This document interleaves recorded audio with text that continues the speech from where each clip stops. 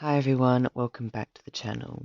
So I don't know about you, but I feel like recently on TikTok, there's been a lot of Nugu girl group debuts that have really blown up on the app. And that got me thinking of the role that Nugu groups play in this TikTok era that we're living in. So that's what we're going to explore today. As always, if you do enjoy, make sure to leave a like and subscribe. And with that being said, let's jump in. For those of you who don't know, a Nugu group is a group that comes from a unknown company. Most of the time, they will literally fight their way to be recognized in the K-pop scene. It's very rare that they have music show appearances, get wins, etc. So yeah, they really fight for their lives. Often because their companies are so unknown or even just new, they don't have a big budget, they don't have crazy music videos, but this does not mean that their music cannot be good, and hopefully you'll see that in today's video. In the past, it has been incredibly hard for Nugu K-pop groups to get their name out there, as I have just mentioned. This is also what contributes to all them figures you hear about how many groups debut that disband or how many groups disband per year.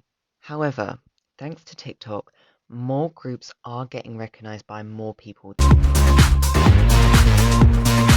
Now, the question really is, how exactly is TikTok having such an effect, a positive effect, on Nugu groups? Well, first off, TikTok, like any other social media platform, is for sharing what you personally enjoy, what you are into. And so naturally, the people who are quote unquote Nugu stans make TikToks about their favorite Nugu groups. Because TikTok in particular is so big right now and so popular, it was inevitable that loads of these examples of Nugu stans were gonna blow up. People are going to recognize them. People are going to take notice. And I feel like recently we've really been seeing that. Right now, if you search up Nugu groups on TikTok, literally so many TikTok come up. And there's so much content around Nugu groups right now. And this generates a lot of conversation around these Nugu groups that previously just wouldn't have happened. It makes people go check them out, listen to the music, it makes them get into the group. And even just listening to the music for these Nugu groups is so beneficial to them. I've just talked a lot about how TikTok is helping Nugu groups out, but then that got me thinking, is there any ways that it's negatively affecting them? And I think at the moment, we're not really seeing any negative effects. However, I definitely think in the future, some problems could arise. Firstly, TikTok is random. There's no guaranteeing that you're going to blow up. And I think if these companies do start to catch on that TikTok is really the way that's pushing these other groups into success, then they're going to rely more and more heavily on its impact. However, as I just said, TikTok is random. There's no guaranteeing that you're going to go viral. There's no guaranteeing that it's going to have these effects.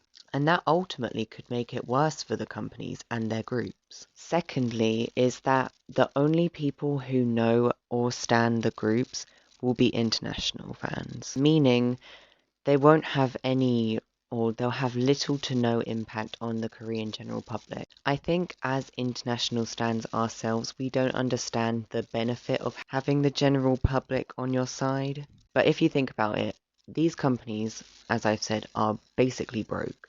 And if all your fans are international, you're going to have to set up world tours and stuff in order to perform for them, which most of these cannot do.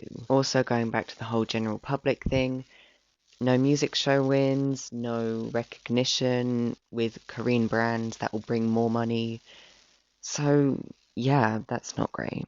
The final thing that I could come up with is most of the time it's only their debuts that go viral and get recognition, but that doesn't necessarily mean it will translate to their first comeback having the same one. Debuts in K-pop naturally get more attention anyways. It's no good having one good, really good, strong era and then the rest of them flopping, because there needs to be a constant income for them to be able to survive. As I said, none of these are really happening yet, but only time will tell. The last thing I want to do in this video is I actually want to go over some examples of Nugu groups that have had this effect of TikTok boosting them. So let's get into that. The first example I can think of is the most recent, and that is the group 50/50, which debuted literally just a couple days ago. And honestly, I am so glad that it's going viral. I listened to their debut EP and it's a no-skip album. Literally all the songs are so good, and it's one of those things where it's kind of like New Jeans, where it sounds refreshing. It sounds much more like just the music is good, you know?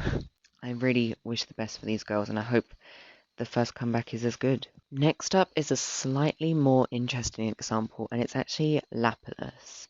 Now, they got a lot of attention for their debut because one, it was very experimental, and two, I think a lot of people found out that they were under the same company as Momoland and they were so different that gave it a lot more of a shock factor, and so it drew a lot of more people's attentions.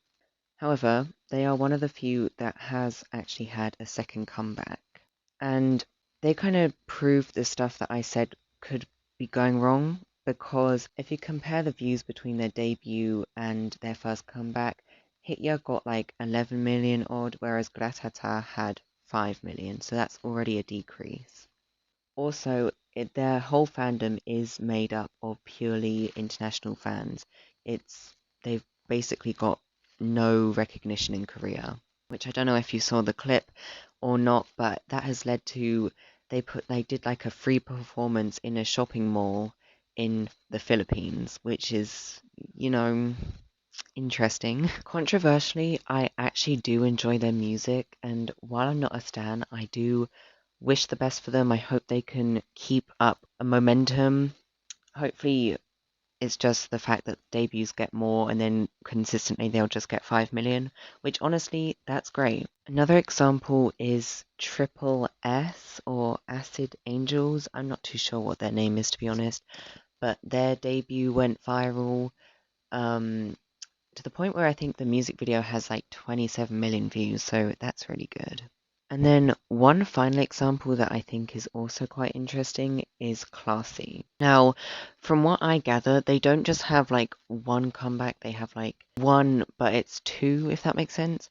So like for their debut, they had Shutdown, and then they also had the song Classy, and both those had mini albums. And then this time they had Tick Tick Boom and one other one, but I can't remember the name. I think it's interesting because Classy, when they debuted, both of the songs, Classy and Shutdown, did not get very much attention. However, this time round with their comebacks, they have actually done better than their debut, which I think is quite interesting. I haven't listened to the songs. The only thing I've listened to is Shutdown and the mini album with it. And let me tell you, if all of their releases are like that, then they deserve it, because the Shutdown mini album is really good. So in conclusion, Nugu groups are low-key kind of thriving in the TikTok era that we're living in right now. With loads of content being made about Nugu groups, they're getting more exposure than they otherwise wouldn't have gotten if the app didn't exist. However, there is potential for this to have negative impacts, but we don't quite know this yet. We just have to wait and see what happens in time. With that being said, I hope you did enjoy this video. If you did, make sure to like and subscribe. Stay safe, and I'll see you on the next one.